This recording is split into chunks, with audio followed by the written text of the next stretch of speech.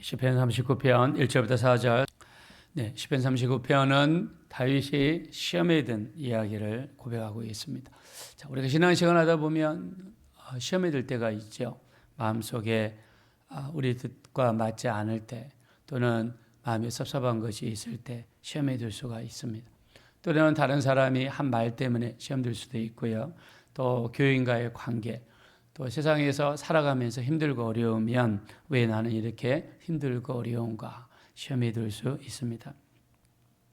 자, 우리 신앙생활에서 뺄 수 없는 것은 징계이죠. 징계를 다른 말로 하면 훈련이라고 할 수 있습니다. 많은 사람이 징계 그러면 하나님께서 저주를 퍼붓는다, 또 심판을 퍼붓는다, 버림받았다, 이렇게 나쁘게만 생각하시는데, 사실 징계는 다른 말로 하면 훈련입니다. 영어로 디서플린이라고 이렇게 나와 있습니다. 자, 하나님께서는 우리를 징계하시죠. 훈련시키십니다. 자, 다윗이 이렇게 말을 좀 잘못했던 것 같습니다. 자, 말을 잘못하여 여러 가지 어려움이 생긴 것 같아요. 자기가 생각할 때 왜 이런 일이 내게 생길까? 내가 말 좀 잘못했다고 하나님께서 나를 이렇게 힘들고 어렵게 하실까? 아마 이런 상황이 생긴 것 같습니다.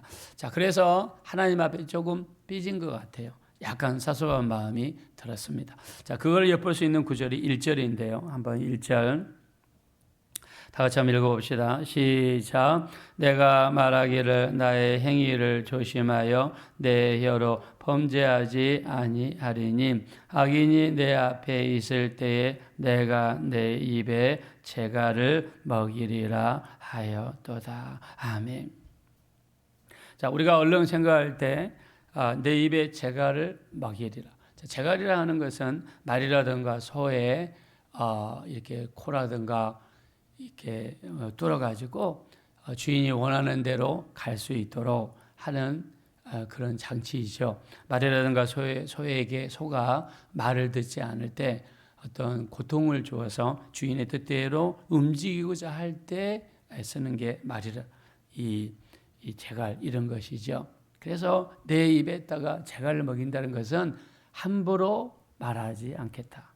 내가 내 입으로 함부로 이렇게 쓰지 않겠다. 이런 결단입니다. 자, 어떻게 보면 좋은 결단처럼 보이고요, 좋은 말처럼 보입니다. 자, 근데 이 전체적인 내용을 보면 다윗이 말로 말미암아 어떤 범죄를 하고 잘못을 했을 때 그로 말미암아 어려움이 왔고, 자, 이것 때문에 하나님 앞에서 내가 다시는 혀로 범죄하지 않겠다. 그리고 내 입에 재갈을 먹이겠다. 자, 여기까지는 좋습니다. 자, 근데 2절에 가서 우리 한번 2절 말씀 한번 보겠습니다. 시작. 내가 잠잠하여 선한 말도 하지 아니하니 나의 근심이 더 심하도다. 아멘. 자, 내가 잠잠하여 선한 말도 하지 않겠다. 선한 말까지 하지 않겠다. 자, 우리가 내 입을 조절하겠다. 좋습니다. 내 혀로 범죄하지 않겠다. 여기까지는 좋습니다. 근데 내가 잠잠하겠다. 아예 말도 하지 않겠다. 그리고 선한 말도 하지 않겠다. 자, 선한 말도 하지 않겠다는 것은 내 입으로 찬양도 하지 않겠다. 기도도 하지 않겠다. 내 입으로 전도도 하지 않겠다. 칭찬도 하지 않겠다. 말씀도 읊조리지 않겠다. 이런 뜻입니다. 대단히 삐진 거죠. 하나님, 내가 그것 좀 잘못했다고, 아니 이런 어려움을 주십니까? 내가 이런 일을 했다고 하나님 어떻게 이렇게 할 수 있습니까? 굉장히 다윗이 하나님 앞에 삐진 거예요. 아니 하나님 너무하지 않습니까? 이런 어떤 마음과 심정을 가지고 다윗이 지금 이야기하는 것이죠. 자, 우리 삶 속에서 하나님은 우리를 훈련시켜요.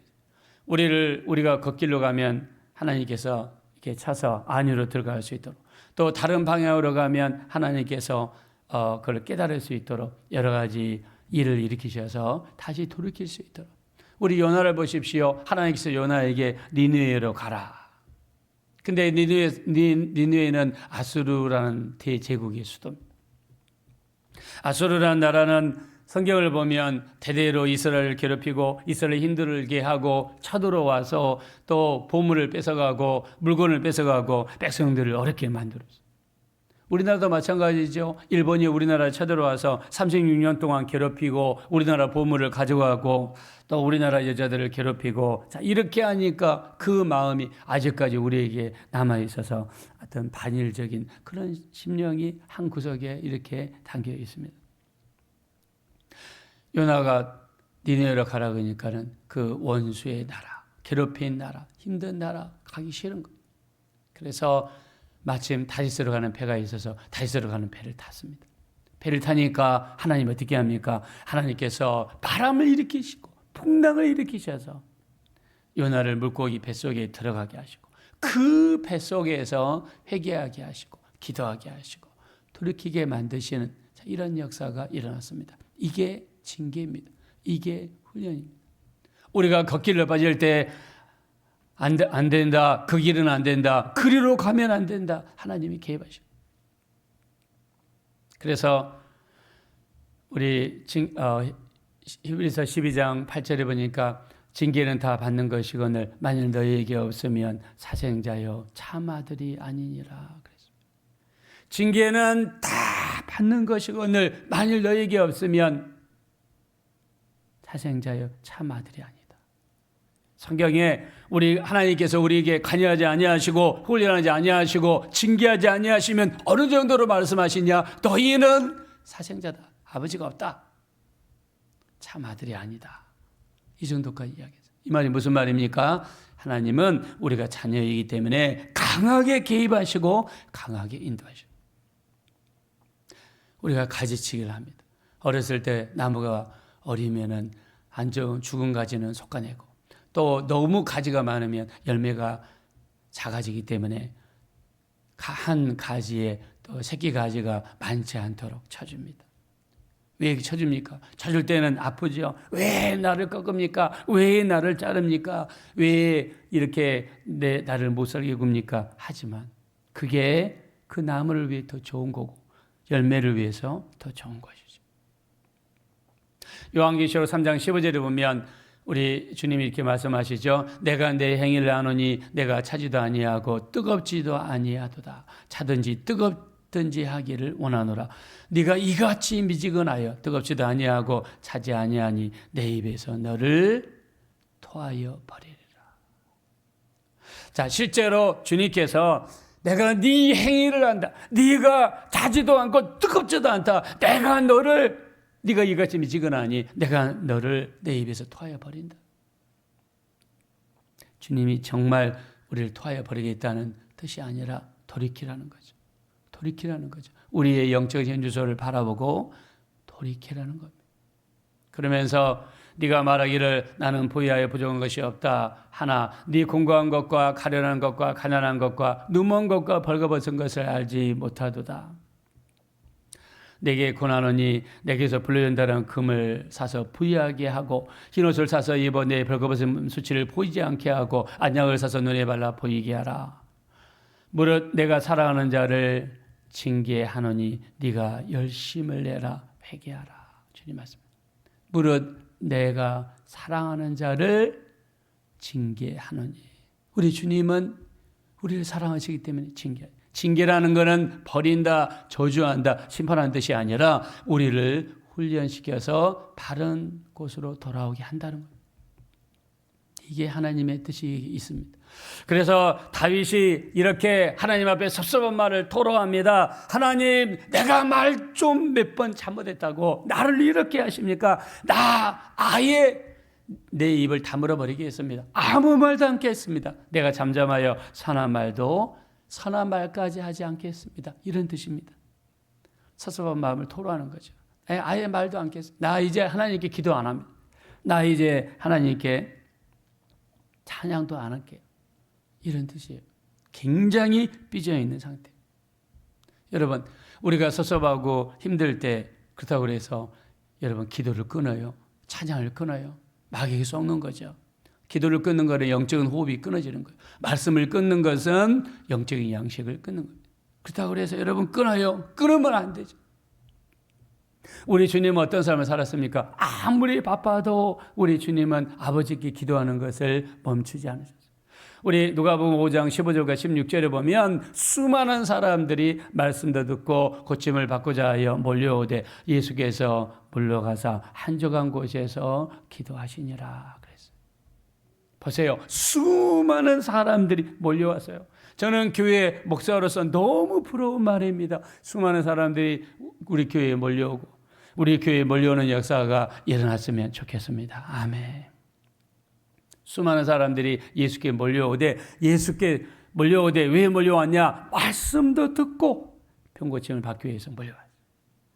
중요하지 않습니까? 말씀 듣기 위해서 왔어요. 병고침 받기 위해서 왔어요. 그러면 당연히 그들을 영접하고 그들에게 말씀을 선포하고 그들을 위해 기도해 주는 것이 당연한 것이죠. 근데 주님은 시간이 딱 되시면 예수께서 물러가사. 누가복음 5장 16절에 예수께서 그럼에도 불구하고 그 사람들을 놔두고 예수께서 물러가사 한적한 곳에서 기도하시니라. 마태복음 14장 21절 22절에도 예수께서 급히 제자들 제쳐가사 자기가 무리를 보내는 동안에 배를 타고 건너편으로 건너가게 하시고 무리를 다 보내신 후에 기도하러 따로 산으로 올라가시니라. 이렇게 마태복음 14장 22절에 이야기했어요. 기도할 시간이 되니까 유대인들은 하루에 세 번씩 기도하죠. 오전에 기도하고 점심 때 기도하고 저녁 때 기도하고 기도할 시간이 되면 그냥 그 기도하는 시간을 지킵니다. 우리가 섭섭하다고 그래서 시험 들었다고 그래서 내 뜻대로 안 이루어진다고 그래서 우리가 기도도 멈춰버리고 찬양도 멈춰버리고 말씀도 멈춰버리고 예배도 멈춰버리고 내 뜻대로 안 된다고 그래서 내가 선한 것을 멈추면 누가 좋아하겠어요? 마귀가 좋아하겠죠. 영적인 사람은요, 기도하지 않고 말씀 보지 않고 예배하지 않으면 마음이 불탑니다. 마음이 힘듭니다. 다윗의 심정을 다시 한번 보실까요? 2절 다시 보겠습니다. 시작. 내가 잠잠하여 선한 말도 하지 아니하니 나의 근심이 더 심하도다. 아멘. 기도하다가 기도하는 사람은요, 마음이 불안합니다. 마음이 근심이 막 생깁니다. 이게 이렇게 내 기도 안 하면 안 되는데, 나 이렇게 예배 안 하면 안 되는데, 나 이렇게 말씀 안 보면 안 되는데, 근심이 심합니다. 마음이 뜨거워지죠. 우리 한번 3절 보겠습니다. 다 같이 읽읍시다. 시작. 내 마음이 내 속에서 뜨거워서 작은 소리로 읊조릴 때 불이 붙으니 나의 혀로 말하기를. 아멘. 내 마음이 막 뜨거워요. 기도하고 싶어요. 말씀 보고 싶어요. 그리고 찬양하고 싶어요. 영적인 사람이 체질입니다. 영적인 사람이 체질이에요. 드디어 내가 2절에 내가 잠잠하여 선한 말도 하지 않겠다 하던 다윗이 드디어 입술이 열려서 기도의 문이 열립니다. 4절 봅시다. 시작. 여호와여 나의 종말과 연한이 언제까지인지 알게 하사 내가 나의 연약함을 알게 하소서. 아멘. 7절 봅시다. 시작. 주여 이제 내가 무엇을 바라리요 나의 소망은 주께 있나이다. 아멘. 다윗이 하나님 앞에 기도도 않고 나 이제 말도 하지 않겠습니다 했던 다윗이 그러면 그럴수록 마음이 불타고 마음이 뜨거워지고 나 이렇게 기도하지 않아도 돼 하면서 근심이 마음속에 가득 찼다는 거예요. 그래서 드디어 말문이 열리고 기도의 문이 열리고 기도하면서 하나님을 바라보고 소망하는 이런 사람이 됐습니다. 다윗뿐만이 아닙니다. 우리가 예레미야 20장 7절 8절 9절에 보니까 예레미야는 남쪽 유다가 멸망하기 직전 마지막 선지자였어요. 남유다가 멸망하기 전에 예루살렘에 돌아다니면서 외칩니다. 여러분 나라가 망합니다. 여러분 회개해야 됩니다. 하나님께 돌아오세요. 나라를 위해 기도합시다. 그러면 그럴수록 사람들은 예레미야 20장 7절에 보니까 조롱했다고 그랬어요. 조롱했다고 그래요. 8절에 뭐라고 했냐면 치욕을 주고 모욕했다고 그랬어요. 치욕과 모욕거리로 만들었다 그랬어요. 하나님께서 전하라고 그래서 전한 것뿐이에요. 하나님께서 선포하라고 그래서 선포한 것뿐이에요. 근데 사람들은 끊임없이 나를 조롱하고 치욕을 주고 모욕거리를 만들어요. 시험에 듭니다. 하나님 앞에 섭섭합니다. 그래서 뭐라고 하느냐? 내가 여호와를 말하지 않겠으며 하나님의 이름으로 선포하지 않겠습니다. 섭섭해서 하나님, 나 뭐하러 내가 전해요? 나 이제 안 할 거예요. 여호와 이름도 여호와에 대해서 이야기하지 않을 거고 하나님의 이름에 대해서도 말하지 않겠습니다. 라고 예레미야 20장 9절에 이야기해요. 그럴수록 뭐라고 기록이 되냐? 그 다음에 마음이 불붙는 것 같고 골수에 사무쳐서 답답하여 견딜 수 없나이다. 내가 하나님 하라고 그래서 전한 것뿐이고 선포하라고 그래서 선포한 것뿐인데, 그래서 근데 돌아온 거는 조롱거리고 치욕과 모욕거리예요. 좋지 뭐, 조롱거리, 치욕과 모욕거리. 그래서 나 이제 안 할래요. 나 이제 전하지 않을래요. 근데 그렇게 했는데 그 마음이 불붙는 것 같고 골수에 사무쳤다고. 답답하여 견딜 수 없다고. 아, 내가 전해야 되겠구나. 내가 이렇게 마음이 불붙고 골수에 사무치는데 내가 잠잠하면 되겠는가? 답답하여 견딜 수 없다라고 예레미야 20장 9절에 표현했어요. 영적인 사람은 영적으로 살아요. 바다 물고기는 바다에 살아야 되고 민물고기는 민물에 살아야 되고, 우리는 공기가 필요하고 물고기는 물이 필요하듯이 우리는 영적으로 살아야 되고 말씀이 필요하고 우리 기도해야 되고 예배하고 말씀을 전하는 일을 감당해야 될 줄로 믿습니다. 이게 영적인 사람이에요.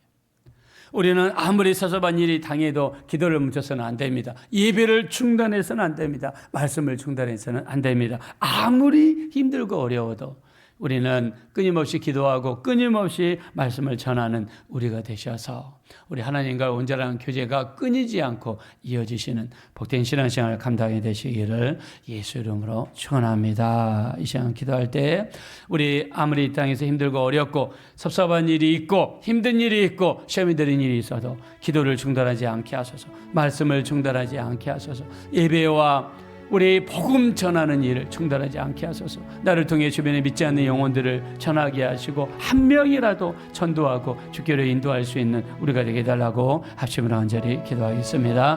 허락하시고 잡으라시 하나님, 진심으로 감사합니다.